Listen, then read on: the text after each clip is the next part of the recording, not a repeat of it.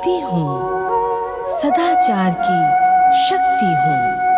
मैं भक्ति हूँ, मैं पूजा हूँ, भक्ति की प्रथम पंक्ति हूँ। मैं पूजा हूँ। दक्ष पुत्रियों में विवाह को लेकर वाद विवाद होता है। दक्ष अपनी कन्याओं के असाधारण वरों के चुनाव की घोषणा करता है। ब्रह्मदेव के परामर्श का विरोध करते हुए दक्ष शिव सती के विवाह का प्रस्ताव ठुकरा देता है। नारायण नारायण श्रीमन नारायण नारायण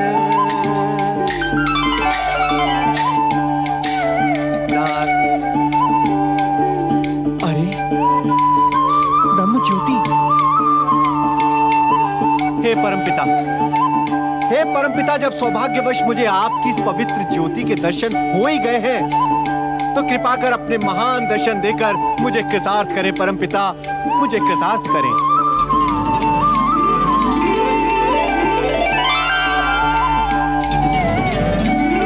नारायण नारायण। विश्राम के समय इस प्रकार कहां भटक रहे हो नारद? परमपिता, भटकना कैसा? भक्त तो हर समय अपने भगवान को ही खोजता रहता है। नारायण नारायण।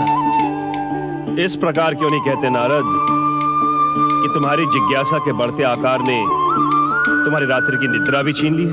हाँ परमपिता, ये मेरी जिज्ञासा का ही परिणाम है कि जन कल्याण में लगी मेरी भावना मुझे आप जैसी परम शक्तियों के सहज ही दर्शन करवा देती है।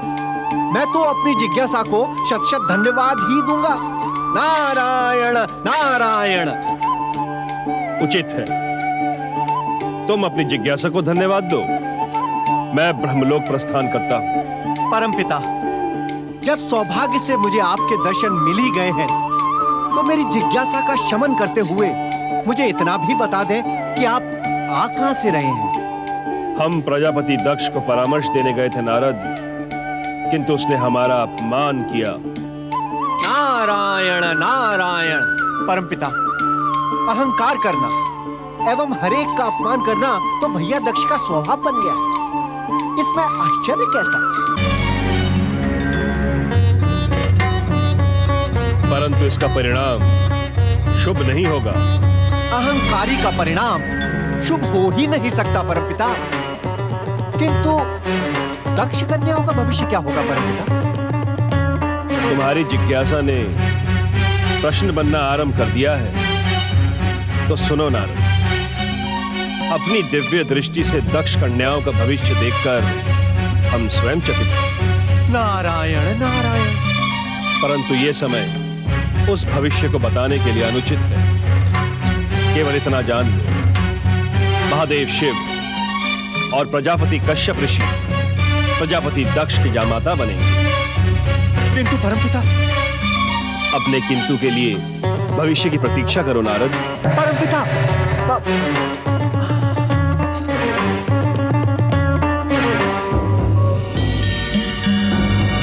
नारायण नारायण।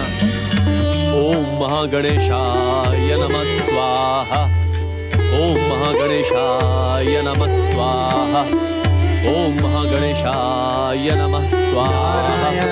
नारायण नारायण श्रीमन नारायण नारायण नारायण। ओम महागणेशाय नमः स्वाहा। ओम महागणेशाय नमः स्वाहा। नारायण नारायण। प्रणाम देवर्षि। कश्यप आश्रम में पधारकर आपने हमें धन्य कर दिया है। आपका स्वागत है देवर्षि। आपने यहां पधारकर मेरे सौभाग्य में वृद्धि की है देवर्षि। ऋषिवर, जिस पर परम देव श्री महागणेश की कृपा दृष्टि हो, उसके सौभाग्य में भला ये नारद नारायण नारायण क्या वृद्धि कर सकता है? ऋषिवर, श्री महागणेश तो प्रथम पूज्य रिद्धि सिद्धि एवं सौभाग्य के दाता हैं। देवर्षि, आपके देव ज्ञान के सम्मुख कश्यप शून्य है। आप आदेश दें, मैं आपका क्या प्रिय कर सकता हूं? ऋषिवर, क्या आप अपने विवाह के संबंध में परमपिता ब्रह्मा जी की भविष्यवाणी से अपरिचित हैं? परिचय का प्रश्न तो तब उठता है देवर्षि, जब हम अपने विवाह के संबंध में इच्छुक हो। नारायण नारायण। अर्थात ऋषिवर, आप भी एक भक्त अपने संबंधों को लेकर चिंतित क्यों हो देवर्षि? श्री महागणेश जी की जो इच्छा होगी उसे ही हम उनका प्रसाद समझकर स्वीकार कर लेंगे।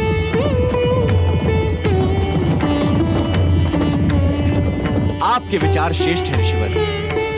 भविष्य आपके पद चिन्हों पर चलकर धन्य हो जाए। नारायण नारायण।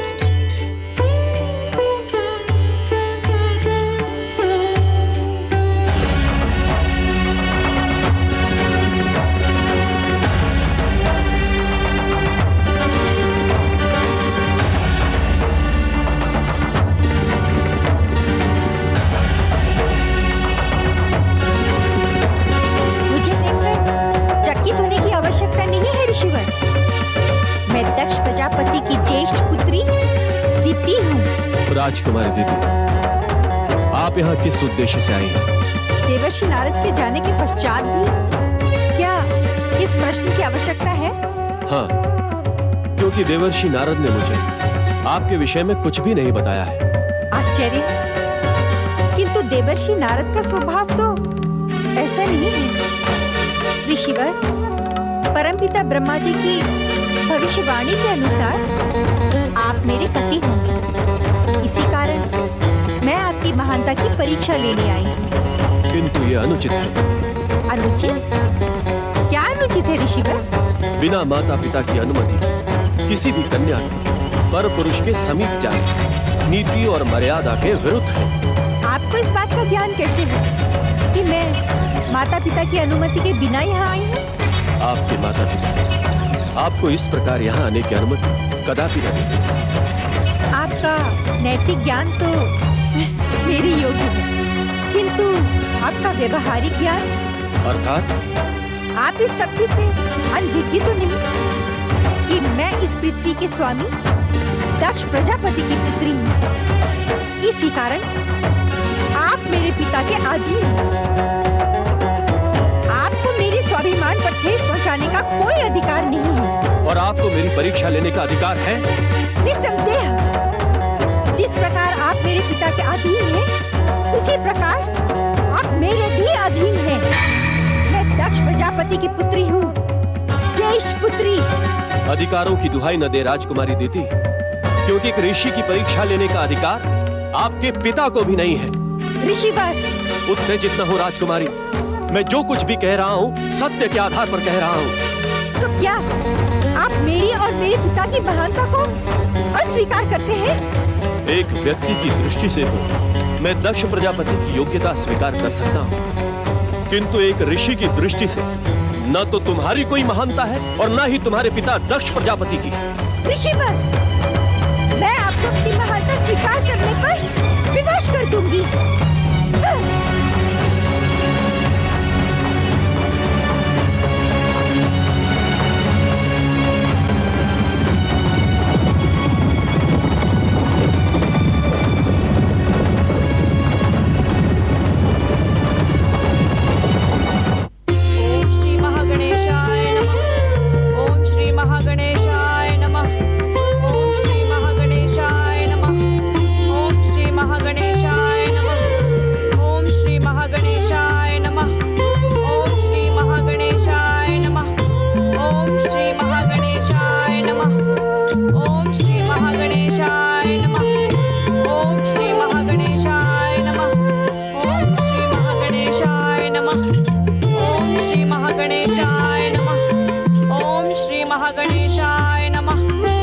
प्रजापति दक्ष पुत्री देवी दिति पधार रही हैं।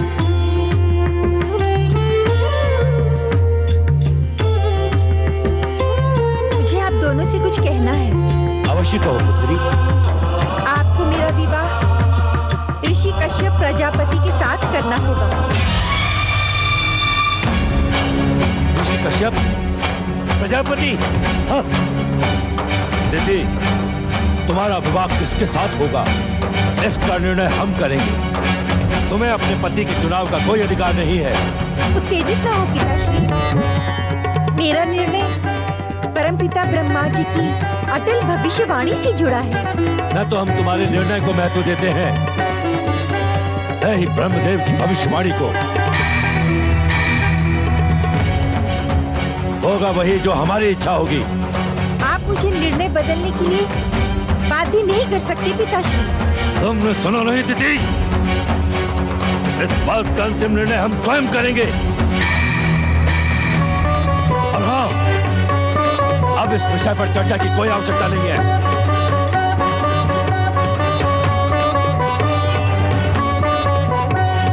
वे तुम्हारे पिता है दीदी, उनके सम्मान का ध्यान तुम्हें रखना चाहिए। मैं उनकी पुत्री हूँ, उन्हें मेरे कल्याण की चिंता करनी चाहिए। वे जो निर्णय ले उसी में तुम्हारा कल्याण है। मुझे किसी पर विश्वास नहीं है। किंतु इस प्रकार तुम्हें अकेले निर्णय लेने का भी कोई अधिकार नहीं है। जो प्रश्न मेरे भविष्य से जुड़ा है उसकी चिंता करने की अनुमति भला मुझे क्यों नहीं है? ये हमारी परंपरा नहीं है। मुझे परंपराएं तोड़ने में आनंद आता है माताश्री। किंतु ये अनुचित है। क्या अनुचित है और क्या उचित, ये मैं भली भांति जानती हूँ। दीदी, मैं अपना निर्णय किसी भी मूल्य पर नहीं बदलूंगी। कश्यप ऋषि के साथ विवाह करके मैं उनका अभिमान खंडित करूंगी और अपनी महानता सिद्ध करूंगी।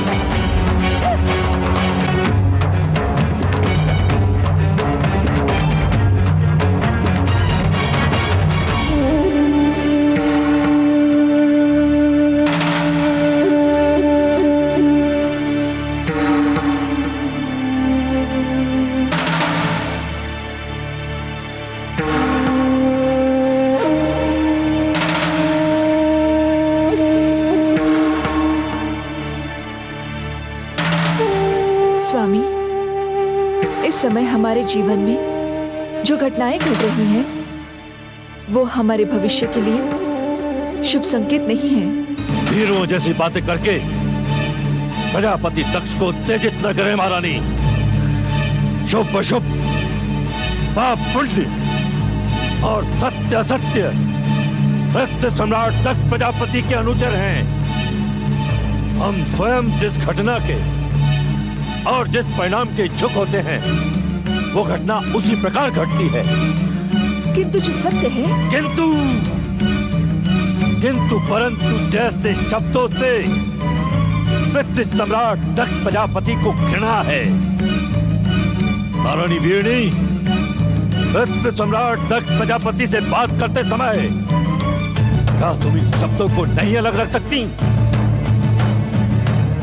क्या तुम्हारे पिता ने तुम्हें शब्दों का उचित ज्ञान प्रदान नहीं किया? आप हर उचित अनुचित बात में मेरे आदरणीय पिताश्री को क्यों ले आते हैं? आपको ये शोभा नहीं देता स्वामी। मत भूलो महारानी, तुम इस समय पृथ्वी सम्राट प्रजापति दक्ष के सम्मुख खड़ी हो। इस पृथ्वीलोक का हर प्राणी दक्ष प्रजापति के सम्मुख तुच्छ होता है। तुम भी और तुम्हारे पिता प्रजापति वीरण भी। मैं आपकी उपेक्षा करने की इच्छुक नहीं हूँ, किंतु एक चेतावनी देने की इच्छुक अवश्य हूँ। चेतावनी? ऐसी चेतावनी महारानी? मेरे आदरणीय पिताश्री तो केवल एक कन्या के पिता हैं, किंतु आप 41 कन्याओं के पिता हैं। तनिक सोचिए, यदि आपके जामाताओं ने भी आपका इसी प्रकार अपमान करना प्रारंभ कर दिया तो? अपनी मर्यादा को लांघने का तो साथ न करे महारानी, अन्यथा परिणाम आपके हित में शुभ नहीं होगा। प्रजापति दक्ष के जामाता प्रजापति दक्ष का मान तो दूर, उनकी ओर आंख उठाकर देखने का भी दुस्साहस नहीं करेंगे, क्योंकि हम इस पृथ्वीलोक के एक छत्र सम्राट स्वामी दक्ष प्रजापति हैं। स्वामी, अहंकार का परिणाम कदापि शुभ नहीं होता। ऐसा प्रतीत होता है महारानी। क्या आपका दुस्साहस शीघ्र ही हमारे क्रोध का निमित्त बनेगा? आप हमसे प्रार्थना करने की मर्यादा का पाठ भी भूलती जा रही हैं। हम स्वयं तुम्हें मर्यादा का पाठ पढ़ाने के इच्छुक नहीं। यदि तुम्हारी इच्छा हो तो हमारी आज्ञा से पूर्व ही अपने पिता के समीप जाकर एक बार पुनः हमारे सम्मुख खड़े होकर प्रार्थना करने की मर्यादा सुन लो।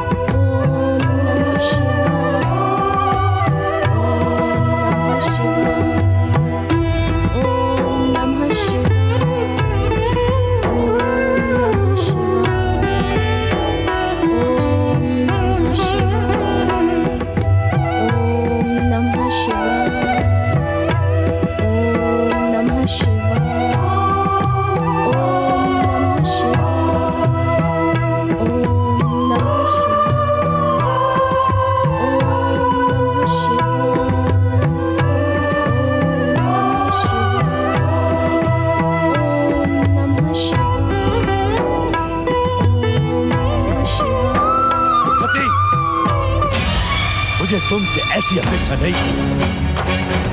तुमने दक्ष महल में शिव पूजा का साहस कैसे किया? ये साहस नहीं है पिताश्री, ये तो अपने आराध्य और स्वामी के प्रति समर्पण है। हाँ, समर्पित होने के लिए तुझे वो नंग धड़ंग औगड़ शिव ही मिला है? अरे सोच, दक्ष महल की सुविधाओं में रहने वाली तू उस अवधूत के साथ कैसे रह पाएगी? मैं तो जन्म जन्मांतर से इन्हीं के साथ रहती आई हूँ पिताश्री।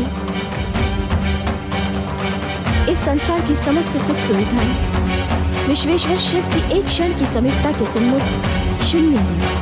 तेरी बुद्धि भ्रमित हो गई है। जो उस नंग धड़ंग त्रिशूलधारी की महानता का असत्य बखान कर रही है। सावधान पिताश्री, आपकी दुर्भावना आपके दुर्भाग्य का कारण भी बन सकती है। मेरी पुत्री होकर मुझे ही चेतावनी देने का दुस्साहस करती है। मैं शिवलिंग को ही उठाकर फेंक देता हूँ। शिव, तूने दक्ष प्रजापति का अपमान करने का दुस्साहस किया है। मैं प्रतिज्ञा करता हूँ कि एक दिन तेरा घोर अपमान करूंगा, घोर अपमान, और तेरा विवाह शिव से कदापि नहीं होगा। हाँ, आप समझते क्यों नहीं हैं पिताश्री? पूरे संसार में शक्ति का आश्रय एकमात्र शिव ही है। ओम नमः शिवाय, ओम नमः शिवाय।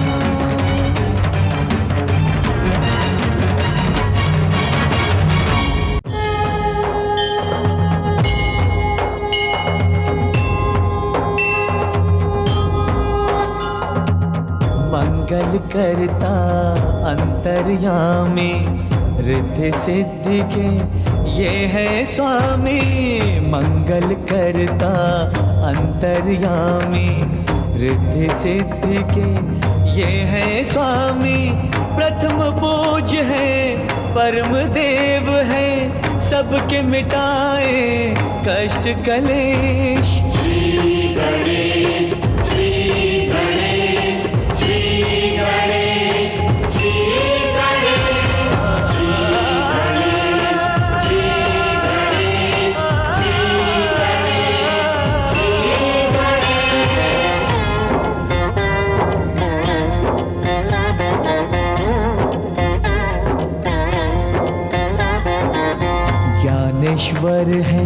सत्य यही है ये सनातन नित्य यही है, ज्ञानेश्वर है सत्य यही है ये सनातन नित्य यही है। समय की सीमा श्री गणेश है, अंत आरंभ व मध्य यही है। श्री गणेश श्री गणेश श्री गणेश श्री गणेश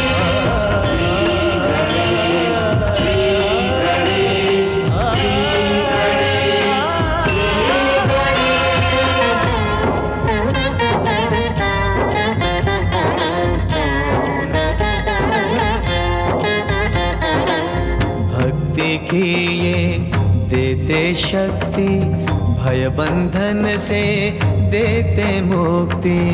भक्ति की ये देते शक्ति, भय बंधन से देते मुक्ति। निराकार साकार यही है, हर युग का आधार यही है। श्री गणेश श्री गणेश श्री गणेश श्री गणेश श्री गणेश श्री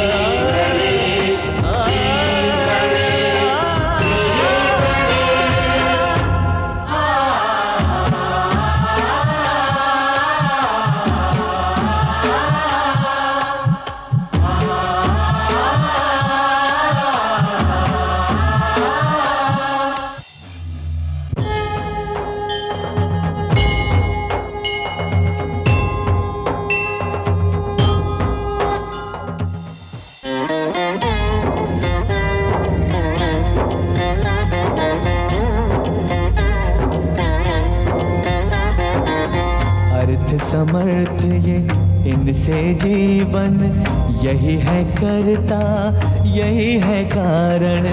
अर्थ समर्थ ये इनसे जीवन, यही है करता यही है कारण।